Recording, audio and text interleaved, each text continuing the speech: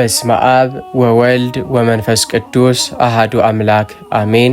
የልዑል እግዚአብሔር ሰላምና ፍቅር የሕይወት እናት የቅድስት ድንግል ማርያም እናታዊ አማላጅነትና ረድኤት የጻድቃን የሰማዕታት በረከትም ከሁላችን ጋር ይሁን።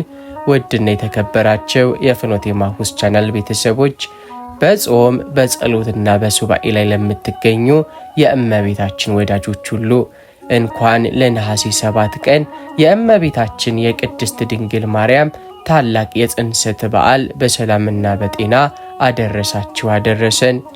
በዛሬው መንፈሳዊ ማዕዳችን ስለ ቅድስት ድንግል ማርያም ጽንሰት እያንዳንዱ ኦርቶዶክሳዊ ክርስቲያን ሊያውቃቸውና ሊረዳቸው የሚገቡ 7 ታላላቅና ድንቅ እውነታዎችን ከቤተ ክርስቲያናችን አባቶች አስተምህሮና ጥቅሶች ጋር አያይዘን ይዘንላችሁ ቀርበናል።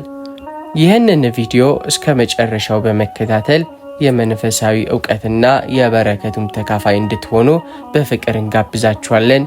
ቪዲዮውን ላይክ እና ሼር በማድረግ ለቻናላችን አዲስ የሆናችሁም ሰብስክራይብ በማድረግ ቤተሰብ ይሁኑን። የተወደዳቸው የፍኖተ ኤማሁስ ቤተሰቦች በእመቤታችን የጽንሰት በዓል ማወቅ ካሉብን 7 ነገሮች የመጀመሪያውና ዋነኛው የጽንሰቱ ድንቅ ተአምር የኢያቄምና የሐና ጸሎት ምላሽ ነው። እመቤታችን ቅድስት ድንግል ማርያም በእናቷ ማኅፀን የተጸነሰችበት ታሪክ ዝም ብሎ ተራ የተፈጥሮ ክስተት ሳይሆን በእግዚአብሔር ታላቅ ድንቅ ተአምርና በጽኑ ጸሎት የተገኘ መለኮታዊ ስጦታ ነው። የእመቤታችን አባት ጻድቁ ኢያቄም ከነገደ ይሁዳ ከንጉሥ ዳዊት ወገን ሲሆን እናቷ ቅድስት ሐና ደግሞ ከነገደ ሌዊ ከካህኑ አሮን ወገን የተወለዱ እግዚአብሔርንም የሚፈሩ እውነተኛ ጻድቃን ነበሩ። ነገር ግን በዘመናቸው ልጅ ሳይወልዱ እስከ እርጅና ዘመናቸው ድረስም ቆዩ። በዚያን ዘመን በአይሁድ ባህል ልጅ አለመውለድ የእግዚአብሔርን እርግማንና የኃጢአት ምልክትም ተደርጎ ይታሰብ ስለነበር በሰዎች ዘንድ ይነቀፉ፣ ይሰደቡና ይዋረዱም ነበር። እንዲያውም መበለታቸውን እንደ ርኩስም ቆጥረው መባቸውን ወይም መስዋዕታቸውን እንኳን በቤተ መቅደስ ለመቀበል ፈቃደኞችም አልነበሩም። ነገር ግን ኢያቄምና ሐና በሰው ዘንድ ቢናቆም በእግዚአብሔር ፊት ግን የታመኑ ነበሩ። በሰዎች ነቀፌታ ተስፋ ሳይቆርጡና አማራጭም ሳያደርጉ ጻድቁ ኢያቄም ወደ ደብር ወይንም ወደ ተራራ በመሄድ 40 ቀንና 40 ሌሊትን በጾምና በእንባ ተጋደለ። ቅድስት ሐና እናታችንም በቤቷ ሆና ልቧ እየተቃጠለ በእንባና በስግደት ወደ እግዚአብሔር ጮኸች። የተጻሉትም ብጽዕት ሁለቱም በአንድ ልብ ሆነው አምላካችን ሆይ ልጅ ብትሰጠን ወንድ ቢሆን ሴት ለአንተ ቤት አገልጋይ እንሰጣለን ብለው ተሳሉ። እግዚአብሔርም ታላቁን አምላካዊ ተአምሩን ገለጠ። የተዘጉትን የማኅፀን በሮች ከፈተ። የጽድቅ መልአክ ቅዱስ ገብርኤልንም ልኮ ጸሎታቸው እንደተሰማና ለዓለም ሁሉ መድኃኒት የምትሆን ከሴቶች ሁሉ ተለይታ የተባረከችንም ልጅ እንደሚያገኙ አበሰራቸው። ነሐሴ 7 ቀን ቅድስት ሐና እመቤታችንን በድንቅ ተአምር ጸነሰች። ትልቁ መንፈሳዊ ትምህርት እዚህ ላይ ነው። የመጀመሪያው የጸሎትና የእንባ ኃይልን ያስተምረናል። እግዚአብሔር የጽኑዓን ጸሎትን አይንቅም። የሰው ድካም የሚያበቃበት ቦታ የእግዚአብሔር ታላቅ ተአምር የሚጀምርበት ቦታ ነውና። ሌላኛውም ተስፋ ለመቁረጥን እንማራለን። ኢያቄምና ሐና በሰዎች ቢናቆም በኃጢአት አልተስፋፉም ወይንም ኃጢአትን አላደረጉም፣ በእግዚአብሔር ታላቅነት ላይ ታመኑ እንጂ። ቅዱሳን አባቶቻችን የኢያቄምንና የሐናን ጸሎት የእመቤታችንን ድንቅ አጸናነስ እንዲህ እያሉ ያመሰግናሉ። መጽሐፈ ስንክሳር የነሐሴ 7 ቀን ንባብ። ኢያቄምና ሐና በሰዎች ዘንድ የተናቁ ቢሆንም በእግዚአብሔር ፊት ግን ታላቅ ባለሞገስም ነበሩ። በእንባና በጾም ያቀረቡት ጸሎት ሰማያትን ሰብሮ በመግባት ለዓለም ሁሉ መድኃኒት የሚሆን ፍሬን አፈራላቸው። ታላቁ ቅዱስ ዮሐንስ አፈወርቅም እንዲህ ይላል፣ እግዚአብሔር የኢያቄምንና የሐናን ማኅፀን ያዘገየው ረሳቸው ብለህ አታስብ፣ ይልቁንስ ለዓለም ሁሉ የምትበቃውን አምላክን የምትወልደውን ታላቋን ንግሥት ሊሰጣቸው ሲል ማኅፀናቸውን በጸሎትና በንስሐ ያዘጋጀው ነበርና። ውድ የፍኖተ ኤማሁስ ቻናል ቤተሰቦች እመቤታችን ቅድስት ድንግል ማርያም የኢያቄምና የሐናን የእንባና የጸሎት ውጤት ናት። እኛም በሕይወታችን በሰዎች ብንናቅ ወይም በፈተና ብንከበብ ተስፋ ሳንቆርጥ በእግዚአብሔር ፊት ብንጸልይ አምላካችን መራራውን ሕይወታችንን ወደ ታላቅ በረከት ይለውጠዋልና። የተወደዳቸው የፍኖተ ኤማሁስ ቤተሰቦች የእመቤታችን የጽንሰትን በዓል ስናስብ ማወቅ የሚገባን ሁለተኛው ነጥብ ከጥንት አባቶች የተነገረላት የተስፋን ፍሬ ነው። እመቤታችን ቅድስት ድንግል ማርያም በጽንሰቷ አምላክን ልትሸከም በእናቷ ማኅፀን ስትያዝ ድንገት ወይም ያለምንም ምክንያት የተገኘች ሳትሆን አምላክ ዓለምን ከመፍጠሩ በፊት ያውቃትና ለጥንት አባቶቻችን በስፋት የተነገረላትን የተስፋቸው እውነተኛ ፍሬ ናት። አባታችን አዳም ሕግን ተላልፎ ከገነት በተባረረም ጊዜ በታላቅ ሐዘንና በኃጢአት ጨለማም ውስጥ ወድቆ ነበር። ነገር ግን አምላካችን ቅዱስ እግዚአብሔር በቸርነቱ ለአዳም እንዲህ አለው፣ ከዘርህ ተወልጄ አድንሃለሁ የሚልን ታላቅ የተስፋን ቃል ገባለት። ኦሪት ዘፍጥረት ምዕራፍ 3 ከቁጥር 15።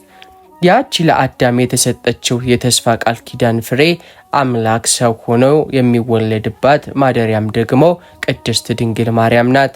ለአበው ለአዳም፣ ለሴት፣ ለአብርሃም፣ ለይስሐቅ፣ ለያዕቆብ የተሰጣቸው ተስፋ ሁሉ የጸናው በእመቤታችን መጸነስና መወለድ ነው።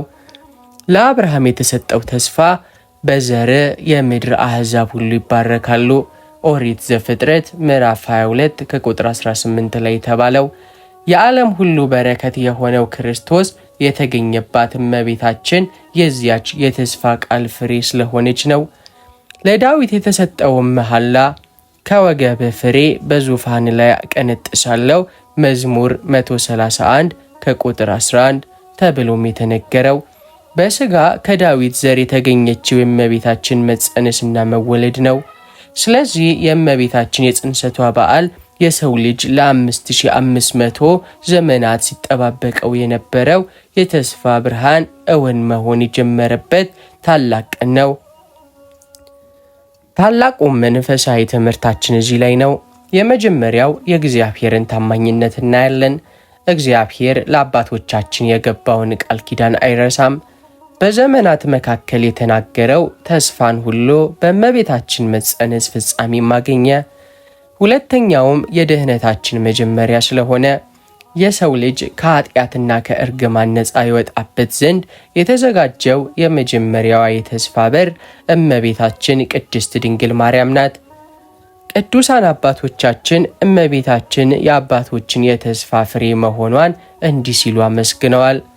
አባ ጊዮርጊስ ዘጋስጫ በአርጋኖን መጽሐፉ ላይ የአዳም የተስፋው ፍሬ፣ የሴት ስጦታው፣ የአብርሃም የቃል ኪዳኑ ፍጻሜ፣ የዳዊት የመዝሙሩ ዜማ ቅድስት ድንግል ማርያም ናት።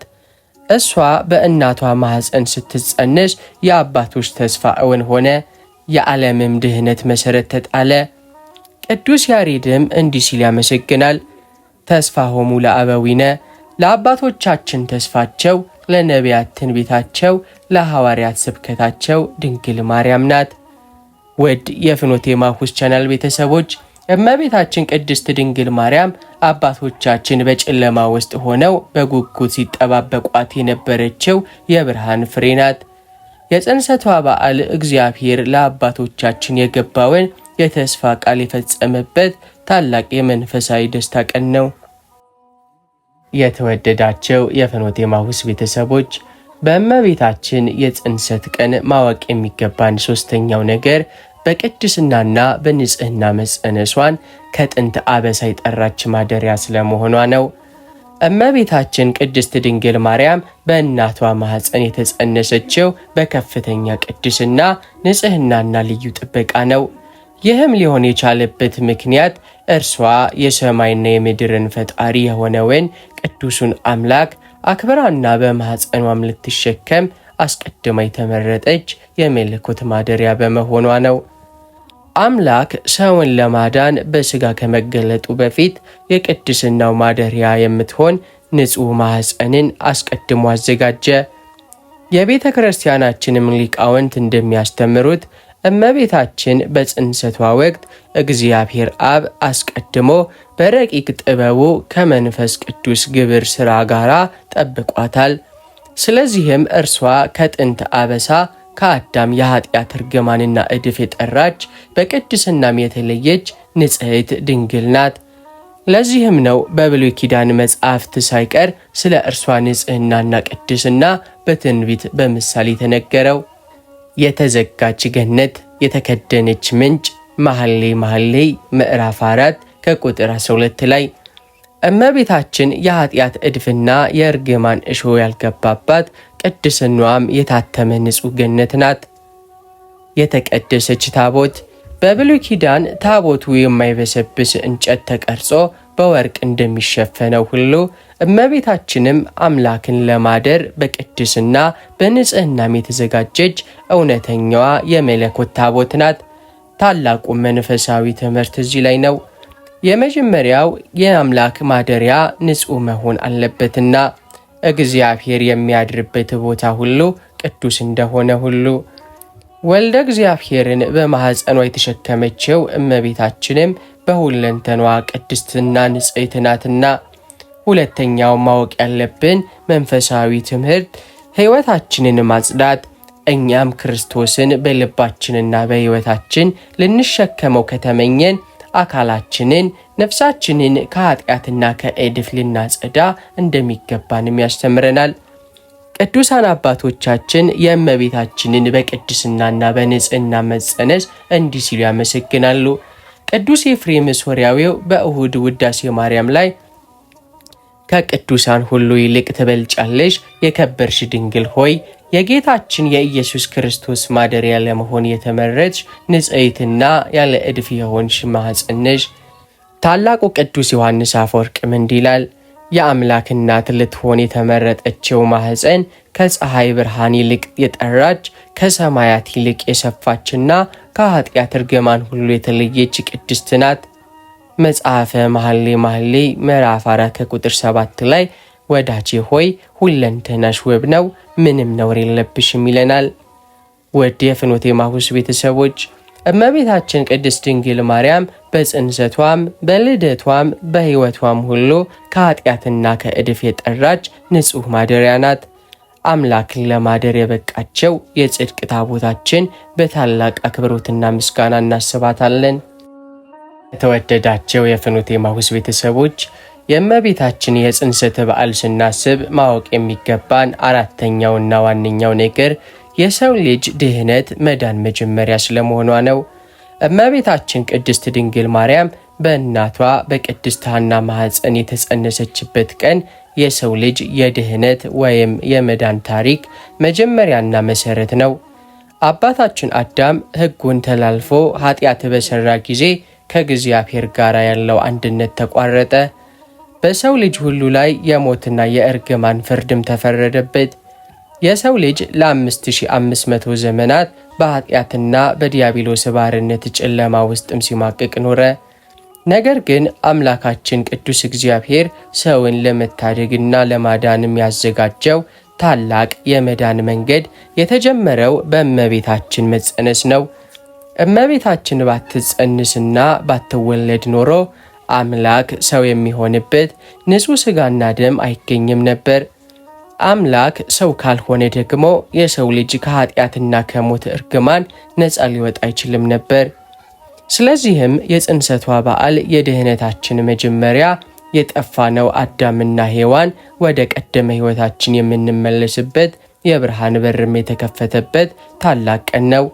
እመቤታችን ለዓለም ሁሉ መድኃኒት የሚሆነውን ክርስቶስን ልትወልድልን የተዘጋጀች መለኮታዊት ምስላል በመሆኗ የጽንሰቷ መታሰቢያ የደስታችን ሁሉ መገኛ ነው። ታላቁ መንፈሳዊ ትምህርትም እዚህ ላይ ነው። የመጀመሪያው የመዳናችን መሠረት ስለመሆኗ የእመቤታችን መጸነስ የአምላክ ሰው የመሆን ወይም የተዋህዶ ምስጢር መጀመሪያና የሰው ልጅ የመዳን ጉዞ መክፈቻ ነው። ሁለተኛውም የታላቅ ደስታ ቀን ነው። በጽንሰቷ ቀን የሰው ልጅ የዕዳ ደብዳቤ የሚደመሰስበት የመጀመሪያው የተስፋ ብርሃን ስለወጣ ቤተ ክርስቲያን በታላቅ ደስታም ታከብረዋለች። ቅዱሳን አባቶቻችን የእመቤታችንን የጽንሰት በዓል የድኅነታችን መጀመሪያ መሆኑን እንዲህ ሲሉ ያመሰግናሉ። አባ ጊዮርጊስ ዘጋስጫ በአርጋኖን መጽሐፍ ላይ የድኅነታችን መጀመሪያ የደስታችን መገኛ ቅድስት ድንግል ማርያም በእናቷ ማኅፀን የተጸነሰችበት ቀን ታላቅ ነው። በዚህ ቀን የሰው ልጅ የዕዳ ደብዳቤ የሚደመሰስበት የመጀመሪያው የተስፋ ጭላንጭል ለዓለም ሁሉ በራ ይለናል። ታላቁ ቅዱስ ዮሐንስ አፈወርቅም ከእርሷ መድኃኔ ዓለም ክርስቶስ ተወልዶ ዓለምን ያድን ዘንድ አስቀድሞ የእመቤታችንን ማኅፀን በቅድስና ተዘጋጀ። ስለዚህም የእርሷ መጸነስ የሰው ልጅ ሁሉ የመዳን የመታደስ መጀመሪያ ነው ይለናል። አባታችን ቅዱስ ያሬድም የድኅነታችን መጀመሪያ የነፍሳችን መዳኛ የሆነችው ድንግል ማርያም በእናቷ ማኅፀን ተጸነሰች፣ የሰው ልጅም ተስፋ አገኘ ይለናል። ውድ የፍኖተ ኤማሁስ ቻናል ቤተሰቦች የእመቤታችን ቅድስት ድንግል ማርያም መጸነስ የሰው ልጅ የመዳን ታሪክ መጀመሪያ ነው። አምላክ ሰውን ያድነው ዘንድ ያዘጋጃት ንጹሕ ማደሪያው በእናቷ ማኅፀን ስለተጸነሰች ዛሬ በታላቅ መንፈሳዊ ደስታ በዓሏን እናከብራለን። የተወደዳቸው የፍኖተ ኤማሁስ ቻናል ቤተሰቦች የእመቤታችንን የጽንሰቷን ነገር ስናስብ ሌላው ማወቅ የሚገባን አምስተኛው ነገር ጽንሰቷ በጾመ ፍልሰታ ሱባኤ ውስጥ መሆኑ ልዩ ምስጢር አለው። ይኸውም እመቤታችን ቅድስት ድንግል ማርያም በእናቷ ማኅፀን የተጸነሰችበት ትክክለኛው ዕለት ነሐሴ 7 ቀን ነው። ይህ ቀን ደግሞ አበው ሐዋርያት የእመቤታችንን ትንሣኤና ዕርገትን ለማየት ሱባኤ ገብተው በሚጾሙበትና በሚጸልዩበት በጾመ ፍልሰታ ወቅት ውስጥ ይገኛል። የጽንሰቷ ቀን በዚህ በጾመ ፍልሰታ ሱባኤ መካከል መሆኑ ታላቅና ረቂቅ የሆነ መንፈሳዊ ምስጢር አለው። ይኸውም የሱባኤና የእንባ ፍሬ መሆኗን ነው። እናቷ ቅድስት ሐና አባቷም ጻድቁ ኢያቄም እመቤታችንን የጸነሷት በታላቅ ጾም ጸሎትና ሱባኤ ነው። ሐዋርያትም በነሐሴ ጾም በሱባኤ ተዘጋጅተው የእመቤታችንን በረከት እንደተቀበሉ ሁሉ እመቤታችንም የሱባኤና የእንባ ታላቅ ፍሬ መሆኗን ያሳየናል። ሌላኛው ደግሞ የፍልሰቷና የጽንሰቷ መያያዝ። በነሐሴ ወር የእመቤታችንን ዕርገትና ትንሣኤ እያሰብን በሱባኤ ስንተጋ በተመሳሳይ ወቅት የተጸነሰችበትን ምስጢር ማሰባችን እመቤታችንን የሕይወታችን መጀመሪያ ማለትም ጽንሰት መጨረሻም ዕርገቷን መሆኗን ያስረዳናል። ትልቁ መንፈሳዊ ትምህርትም ያለው እዚህ ጋ ነው። የመጀመሪያው ጾምና ጸሎት ድንቅ ነገሮችን ይወልዳሉ። እመቤታችን የተጸነሰችበት ቀን ከሱባኤ ጋር የተያያዘ መሆኑ በእኛም ሕይወት በጾምና በሱባኤ የምናቀርበው ጸሎት ታላቅ በረከትንና መንፈሳዊ ፍሬን እንደሚያፈራ ያስተምረናል። ቅዱሳን አባቶቻችን የጽንሰቷን ቀን ከሱባኤ ጋር ስላለው ተያያዥነት እንዲህ ሲሉ ያመሰግናሉ።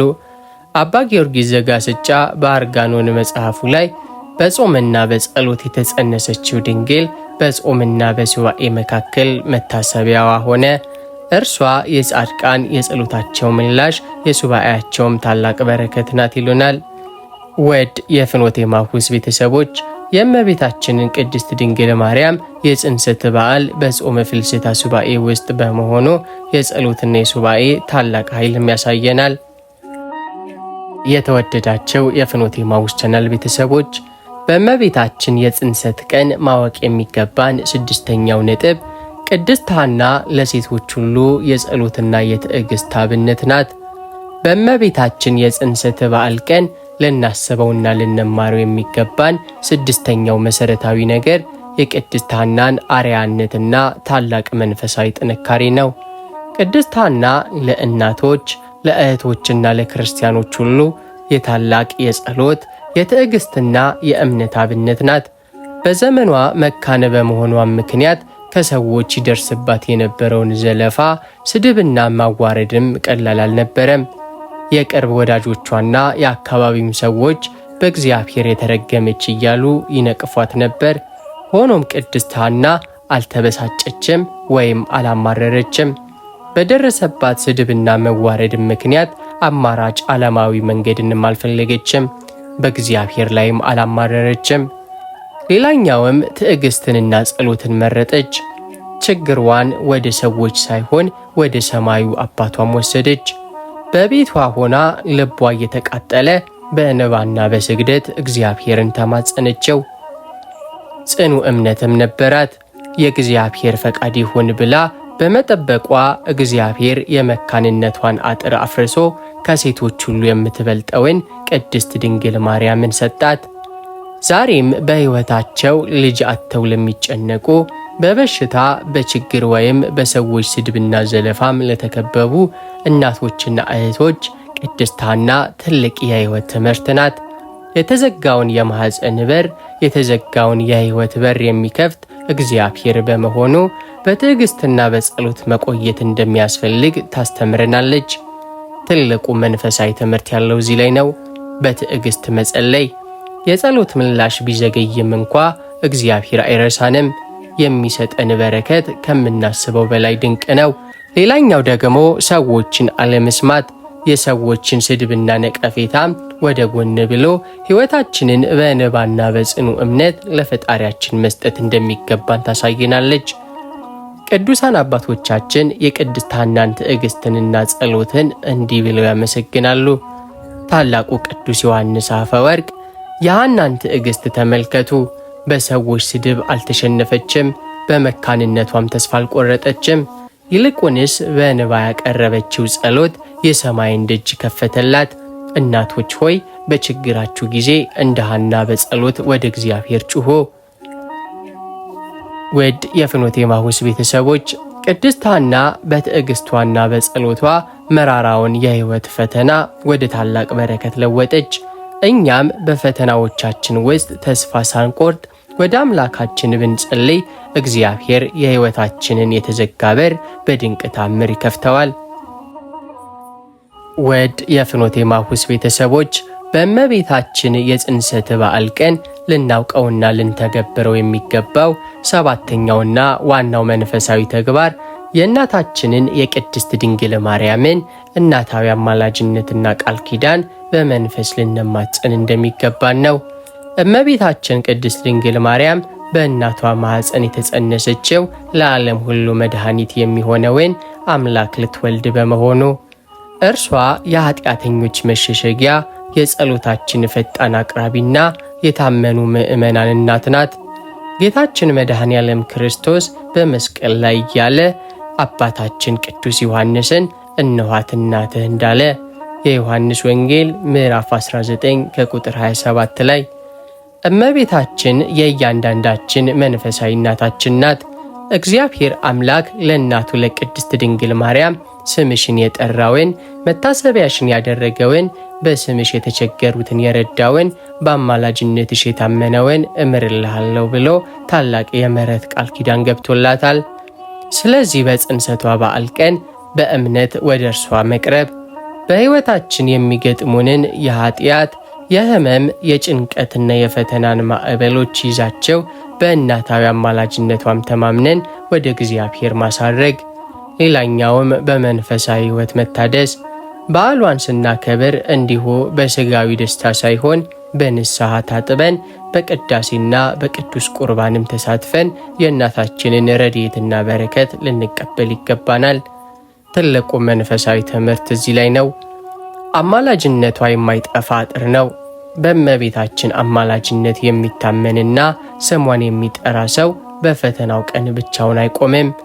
ሌላኛውም ቃሏንና ምግባሯን መከተል። አማላጅነቷን ስንማጸን እርሷ በቃሏ የሚላችሁን ሁሉ አድርጉ እንዳለች የዮሐንስ ወንጌል ምዕራፍ 2 ከቁጥር 5 የልጇን የኢየሱስ ክርስቶስን ትእዛዛት በመጠበቅና በቅድስና በመኖር ሊሆንም ይገባናል። ቅዱሳን አባቶቻችን የእመቤታችንን አማላጅነትና እናታዊ ቃል ኪዳን እንዲያመሰግናሉ። አባ ጊዮርጊስ ዘጋስጫ በአርጋኖን መጽሐፉ ላይ ከአማላጅነትሽ ጥላ ስር የሚጠለል ሰው አይጠፋም፣ ስምሽን በሚጠሩትና መታሰቢያሽንም በሚያደርጉት አፍ ላይ ምስጋናሽ አይቋረጥም። እመቤታችን ሆይ በጽንሰትሽ በዓል ቀን በምሕረትሽ ጎብኚን ይላል። ውድ የፍኖተ ኤማሁስ ቤተሰቦች በእመቤታችን ቅድስት ድንግል ማርያም የጽንሰት በዓል ቀን እናታዊ አማላጅነቷን ይቅር ባይነቷን በመንፈስ እንማጸን። የሁላችን እናት የሆነችው ድንግል ማርያም በቃል ኪዳኗ በምሕረቷም ትጠብቀን። የተወደዳችሁና የተከበራችሁ የቻናላችን ቤተሰቦች በዛሬው መርሃ ግብራችን በእመቤታችን የጽንሰት በዓል ቀን ማወቅ ያለብንን 7 መሰረታዊ ነገሮችን በጥልቅ ተመልክተናል። ይህ በዓል የእግዚአብሔር የማዳን ሥራ መጀመሪያ፣ የጻድቃን የጸሎት ምላሽና ለዓለማችን የተሰጠ ታላቅ የተስፋ ብርሃን ነው። አምላካችን ቅዱስ እግዚአብሔር የበዓሉን በረከትና ረድኤት በሁላችንም ሕይወት ላይ ያድርግልን። የእመቤታችን የቅድስት ድንግል ማርያም አማላጅነትና እናታዊ ፍቅር የቅዱሳን አበው በረከትም ከሁላችን ጋር ይሁን። ጾሙን በሰላም እንዳስጀመረን በሰላምም ያስፈጽመን። ይህንን ትምህርት ለብዙዎች መንፈሳዊ ብርሃን እንዲሆን ለሌሎችም እንዲደርስ ቪዲዮውን ላይክ እና ሼር ማድረጋችሁን አትርሱ። ለቻናላችን አዲስ የሆናችሁ ደግሞ ሰብስክራይብ በማድረግ የደውል ምልክቷንም በመጫን የቤተሰባችን አባል እንድትሆኑ በቅድስት ድንግል ማርያም ፍቅር እንጠይቃችኋለን። በሌላ መንፈሳዊ ማዕድ እስክንገናኝ ድረስ የቅድስት ሥላሴ ቸርነት የእመቤታችን አማላጅነት አይለየን። ወስብሐት ለእግዚአብሔር ወለወላዲቱ ድንግል ወለመስቀሉ ክቡር አሜን።